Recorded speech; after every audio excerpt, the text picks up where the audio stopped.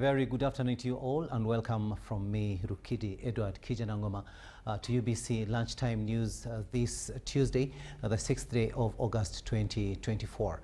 We are coming to you live online and on air from Broadcast House here on Nile Avenue. We begin in Luero, where the Bishop of Kasana Luero Diocese, Right Reverend Lawrence Mukasa, has urged Christians to avoid worshipping and serving God solely for personal material gains. Mukasa delivered this message in his homily to the thousands of Catholic faithfuls who attended Mass during his 4-day pastoral tour to Uganda Martyrs Catholic Parish in Chiwoko, Nakaseke district. We have more in this story.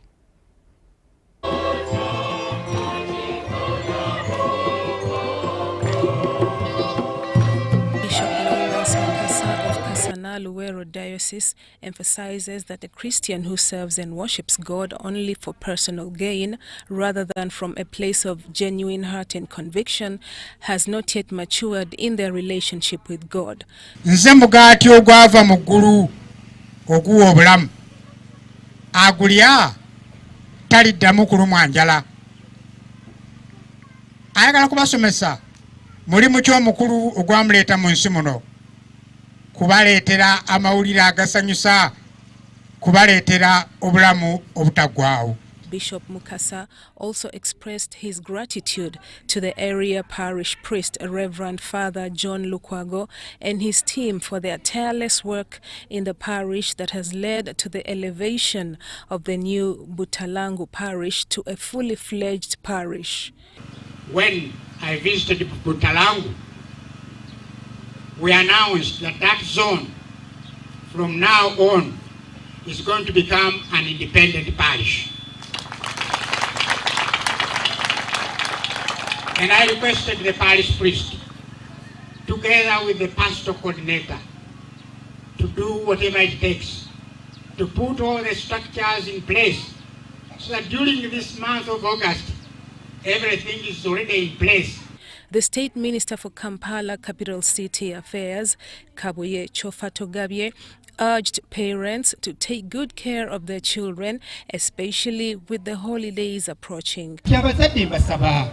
Abaana ab'engeri gye mbaze okubatuusa ku mmeeza y'Omukama ate ffe tuddeyo tukole ekiri Father kye yatugambye nti tetufuuka bazadde buzaazi.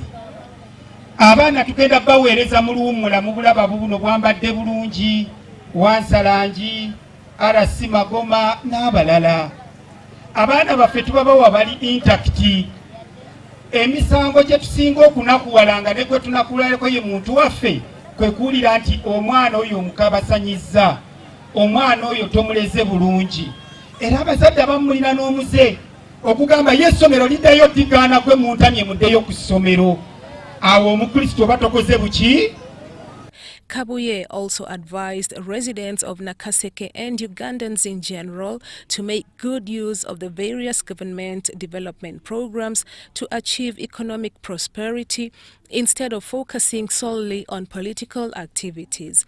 Football philanthropist and parishioner Frank Mutalaga stated that the creation of the new parish by the bishop offers Christians an opportunity to further support the church's mission in the new parish. Batukubiriza okusobola okubeera nga tubeera wamu, batukubiriza okulima aboogera ku nsonga y'emmwanyi, batukubiriza ebintu bingi nnyo kye nkusuubira okuba kino kibadde kya mukisa mulungi n'okusobola nga ffe tufunye essanyu eryo oba ffe tufunye omukisa okusobola nga bishop akyalako mu kitundu kyaffe ku nsonga eno ey'okulaba nga tukulaakulanya n'okuweereza kwa Yesu Kristo. During the tour, Bishop Mukasa also administered the sacraments of confirmation to 189 children and matrimony to 5 couples.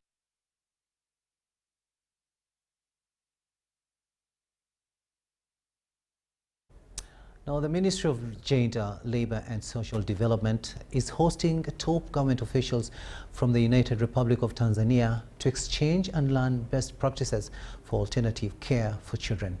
The delegation, led by Dr. Dorothy Onesforo Gwajima, the Tanzanian Minister for Development, Gender, Women and Special Groups, was welcomed by officials from the Ministry of Gender at Entebbe International Airport. Now, this collaboration aims to promote care reforms in both Uganda and Tanzania. doing. As you know, the issue of alternative care, the issue of children lies within the mandate of the Ministry of Gender, Labour and Social Development. The fact that they have chosen to come to Uganda to learn the best practices here is good for the ministry. We are happy and we hope that this will lead to further collaboration between the Ministry of Gender, Labour and Social Development on one part, the government of Uganda and the government of Tanzania to ensure that the children of this country can live in a safer environment and that the children in the East African region can benefit from what is happening in Uganda so that it can be replicated back home in Tanzania. We are working together towards creating communities that are where children can grow up in safe and loving families. So the purpose of this visit is for us to share and learn about alternative care in both the context of Tanzania and Uganda, but as well as promote care reform within the East African region. We want to see that all our children are able to grow up in safe and loving families as opposed to growing up in institutional care.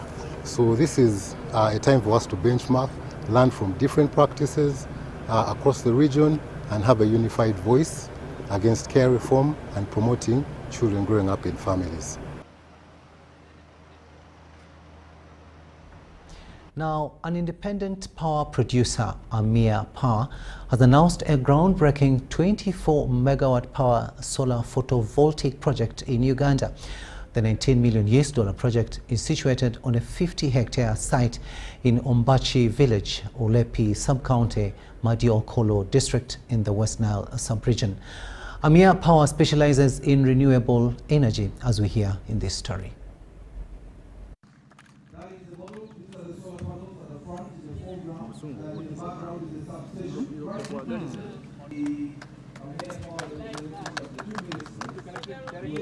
What we are doing today fortifies some key information we've just received from Ministry of Finance on the impact of any electricity program that we implement as a government.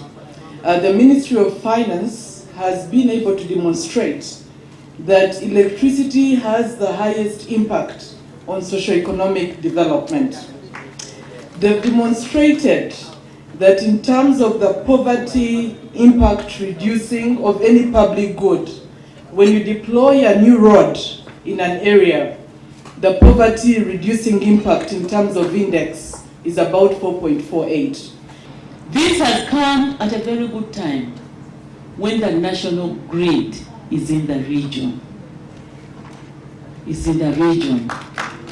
It would have been really quite challenging if we commissioned and power is not evacuated to the national grid, or somehow it is evacuated to the national grid, but the national grid is not present here. That would have been quite challenging. And creating a mini grid to serve people is also coming with costs to maintain that mini grid. And so power will not be affordable. So the fact that this power is going to be mixed with other power generated from other sources, that means the tariff is going to be manageable. We believe that Uganda has a tremendous potential, and we are committed to be part of the journey of creating 52,000 megawatt of power by 2040, a vision which is created by the Ugandan government. And we remain committed to continue to work with the Ugandan government, as I said earlier, to do many projects in this country with all of your support.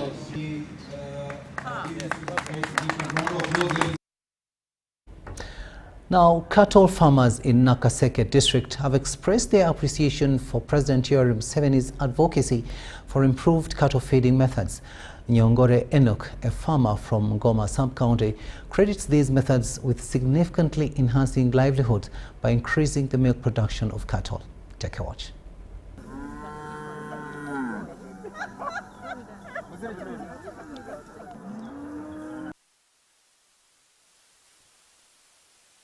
Which takes 35,000 liters per day. So you find that in a month we collect about 2.5 million liters. And these are spread in the sub-counties of Ngoma, Chinyogoga, Chinoni. 2.5 per day. 2.5 million liters per day. Production of milk.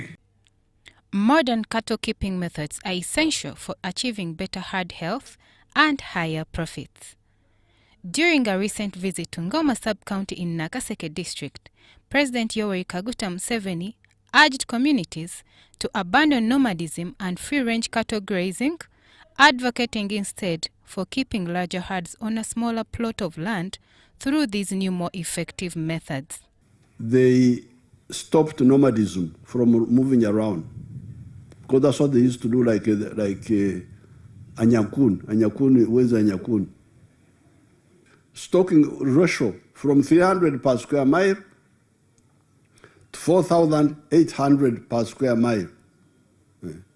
For the Ankole cows, it's bigger. It's more than that, because a square mile for the Ankole cows, you can an acre can cater for 12 cows. So therefore, and that one would give, if 1/3 of them are milking, that's how you get the 96,000 liters they were talking about. The founder of the Greater Ngoma Development Foundation, Wilbur Hewa Manyisa, has been promoting these improved cattle keeping procedures for the past 4 years. We are very delighted to host the president in Greater Ngoma, and we absolutely agree and support what he talked about, modern agriculture, where we can use less to produce more. Of course, as years pass, definitely large pieces of land are going to reduce because population is increasing, and intensive agriculture is going to be the way forward. Ngoma farmers reported substantial benefits from adapting these methods, including noticeable improvements in milk production that have significantly boosted their incomes. The air can get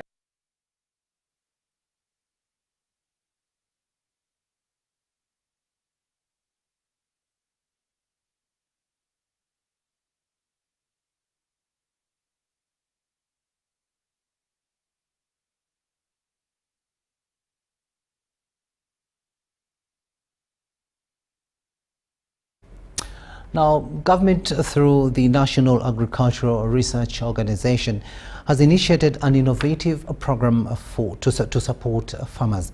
Now, the new Black Soldier Fly program is being launched at the Kajansi Agricultural Center. Now, this initiative aims to provide farmers with a viable alternative to silverfish, which has been heavily impacted by recent government regulations on Lake Victoria. Farmers are encouraged to participate in this program and explore the benefits of black soldier fly farming. The government's initiative is a part of a broader effort to support sustainable agriculture and bolster local economies, as we hear in this story.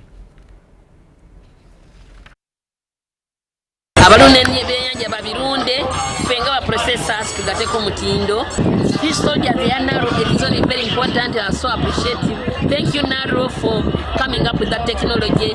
Naro, longer live Naro, because they even brought the technology, new technology of smoking fish, cancer-free, smoker-clean. We are promoting a new kind of technical knowledge about black soldier farming, black soldier fly farming, and we are advocating for farmers to start and grow the black soldier fly for their larvae, because their larvae is actually very nutritious compared to the silver cyprinid, which silver cyprinid of recent is very scarce and its population in the wild is dwindling.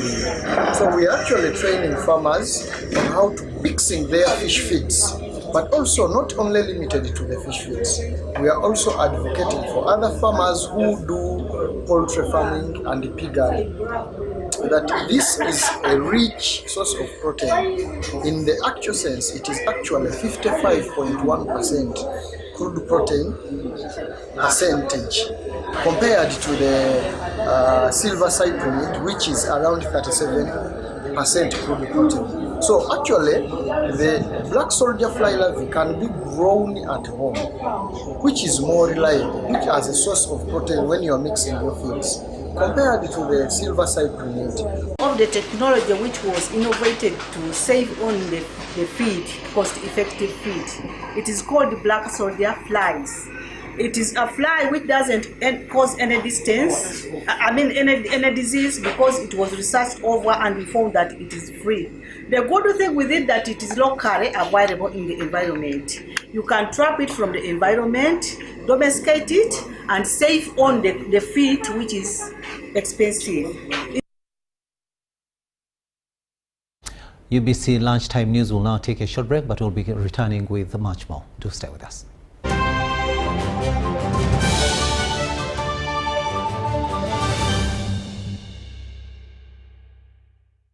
MTN! Tusako Hajaruna Mbiru live in concert Friday nga mwenda August. Hajaruna Mbiru huyo! Kusenda Hotel Rocktown nga mwenda August. Monshoja atumia Hajaruna Mbiru live in concert. VIP ya mtwalo 15. Tukawa jigula kumomo ya mtwalo 10. Hatemeze ya milioni 3. Niga kamunyenye. Emo mkaga 5 kamunyenye 20 kadala. Oba downloading ya momo app. Wakule ticket ku sente ntono. Nga 10 August. Kolini hotel mukono. Ticket ya shinjo mtwalo gumu. Boa jigulango kosa momo. Jigulango 15. VIP mtwale 3. Nga 10 August. Maria Frema Saka. Shinze mtwale 2. Boa jigulango kosa momo ya mtwalo gumu. VIP mtwale 5. Ate momo. Mtwale 3 nechitundu. Bitege kedwa keti events. Urone riwagirwa. MTN. Together, we're unstoppable.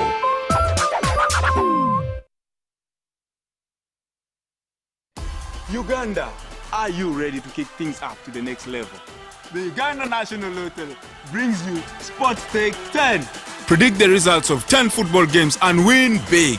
With tickets at only 500 shillings, join the fun and make your predictions count with Sports Take 10. Sports Take 10, your ticket to football glory. Ugandan National Lottery. Dream, play, win. Participants must be 18 years or older. Play responsibly. The Ugandan National Lottery is operated by Ituba Uganda and regulated by the National Lotteries and Gaming Regulatory Board. Uganda fire! Endiba fire! Fire! Uganda! Thank you for showing your fire! Has Nabole Stadium opened its doors once again? Fire! You were one moment in wet. You were the 12th player when Uganda Cranes needed you the most. Fire! Through our famous wins Gatubakunda and our unlucky losses, you stood firm, supporting even louder. Now, as Uganda Cranes take on South Africa and Congo this September, South Sudan in October, and play our second legs against South Africa and Congo in November, bring even more fire! Because with your support, Uganda Cranes is unstoppable! Uganda fire! Proudly brought to you by MTN, the #1 supporter of Uganda Cranes. Together, we are unstoppable.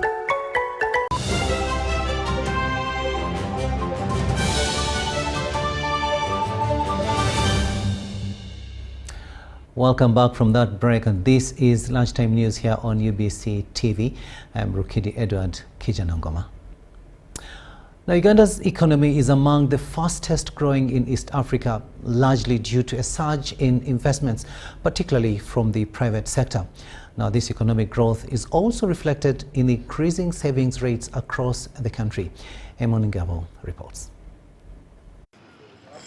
As the investment culture grows among Ugandans, many are adopting various saving methods. Some are investing in bonds, while others are acquiring collateral assets that can be reinvested in the future.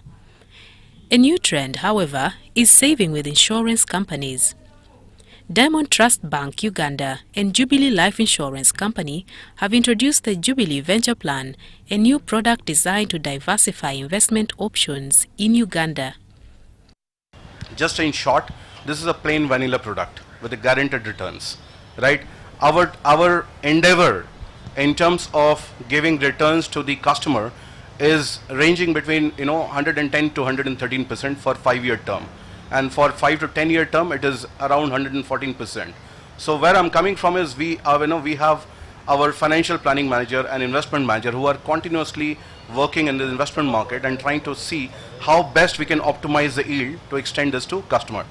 This plan features shorter investment duration, allowing customers to save towards specific financial goals such as purchasing land, building a home, or pursuing real estate ventures. So we decided that let's get into the culture of saving.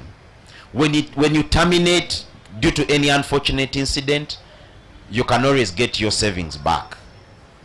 And you can get this plan implemented and in a way that can salvage the situation by ensuring that the dream that you had is brought to fruition.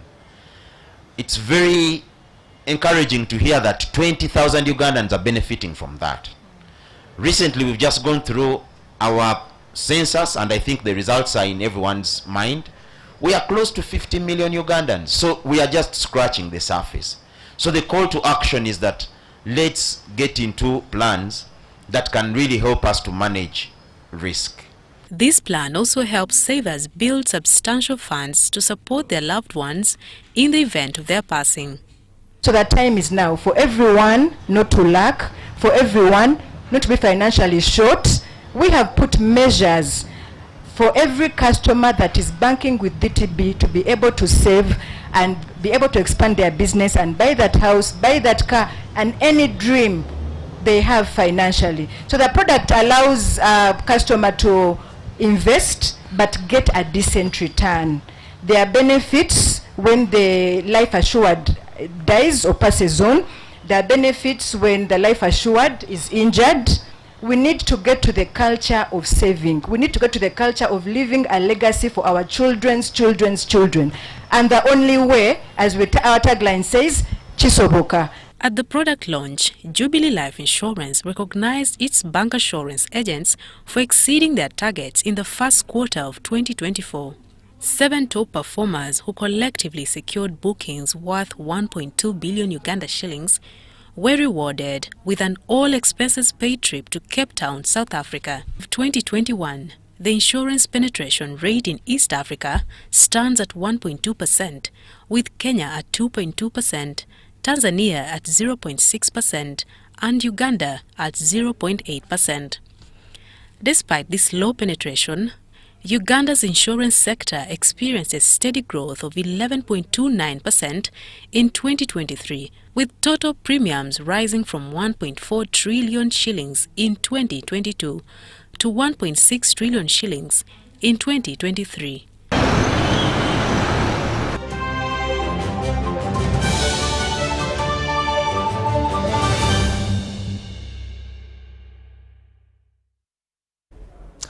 Moving further afield, Al-Shabaab suicide bomber and gunmen have attacked a beach in Mogadishu, killing at least 32 people. Al-Qaeda-linked jihadists have waged an insurgency against the internationally backed federal government for more than 18 years. Ruth Namatovu, a Peace and Security Research Fellow at the Institute of Research and Policy Integration for Africa at Northern Illinois University, has details. In Somalia is something that happens all the time.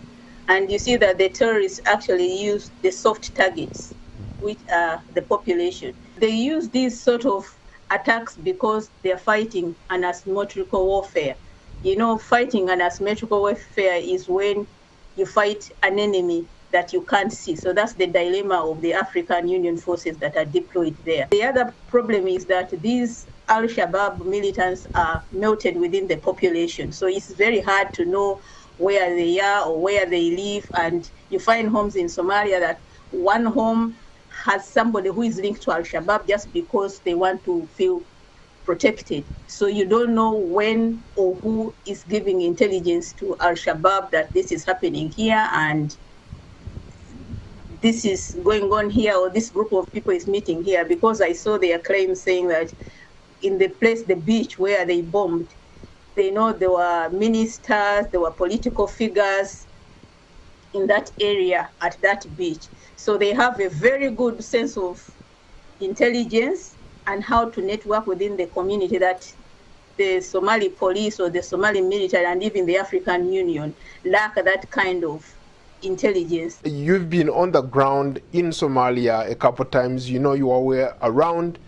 From your assessment, being in Somalia, do you think the Somali government has what it takes to be able to fight Al-Shabaab and maybe win and bring about a semblance of peace and stability in Somalia? The Somali forces are not ready to take over the security responsibilities of their country. And I don't think they are going to be ready in the next few months up to December, or whether they are going to be ready even when they come up with the multinational force now that they are planning. A lot of people have said that. To the U.S. now, where U.S. President Joe Biden met with his national security team Monday and spoke with the King of Jordan to defuse heightened tensions in the Middle East after a pair of high-profile assassinations. Israel's leader has warned the country will exact a heavy price if attacked by Iran or its proxies in the region. Tensions are running high throughout the Levant, with Israel facing threats from Iran and along its northern border, as its forces try to quash Hamas in Gaza after nearly 10 months of conflict. And in Washington, President Joe Biden is attempting to cool things down after last week's assassinations of two top anti-Israel figures.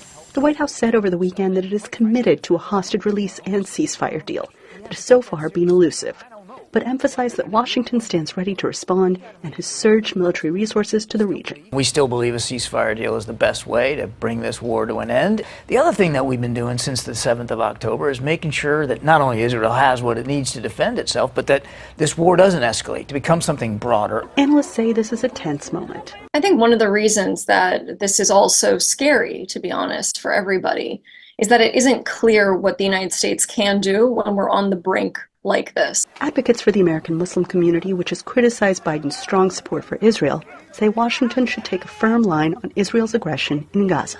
The United States possesses a wide array of diplomatic and political tools to hold Israel accountable, whether that's withholding aid, ammunition, weapons, political support, or sanctioning more of Israel's far-right settlers that have been engaged in violence. Prime Minister Benjamin Netanyahu said Israel was determined to stand against Iran and its proxies on every front. Anyone who murders our citizens, anyone who harms our country will be held accountable. He will pay a very heavy price. Jordan's foreign minister recently paid a rare visit to Iran's capital, Tehran, and Biden on Monday spoke to Jordan's King Abdullah II about de-escalating tensions in the region. Hall says U.S. diplomacy with Iran through a regional mediator such as Qatar or Jordan may be the best way forward. To speak to Iran, try to address their concerns, but also to be essentially a conduit for the United States to ensure that there's some kind of open channel during these particularly scary times. And I think that is more necessary than ever before, since the United States does not directly speak to high-ranking Iranian officials. So with nearly 40,000 people dead, Gaza in ruins, and Lebanon and Iran on high alert, the world is waiting to see what happens next. A reporter asked Biden about one of the key players in the conflict as he left church on Sunday. Do you think Iran...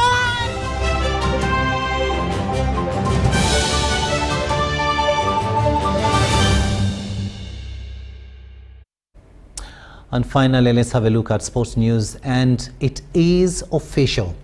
Uganda's Joshua Cheptegei and Jacob Kiplimo will not compete in the 5,000 meters event at the ongoing Paris 2024 Olympics in France. The decision was confirmed by Faustino Kiwa, head coach of the Uganda athletics team, in a brief statement to the team's chef de mission, Moses Moase. Now, this disappointing development comes after the grueling 10,000 meters race last Friday, in which Cheptegei secured victory with an Olympic record time of 26 minutes and 43 seconds. Unfortunately, both athletes have been unable to recover sufficiently from the intense race. Oscar Chelimo, who arrived in Paris on Sunday evening, will now be the sole Ugandan representative in the 5,000 meters race, with qualifications beginning on Wednesday. Cheptegei is the defending champion of the 5,000 meters event.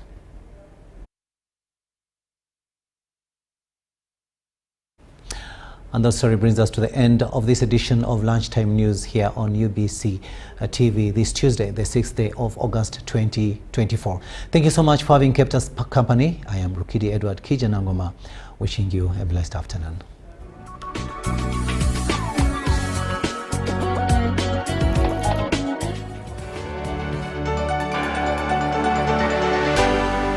UBC, inspiring Uganda.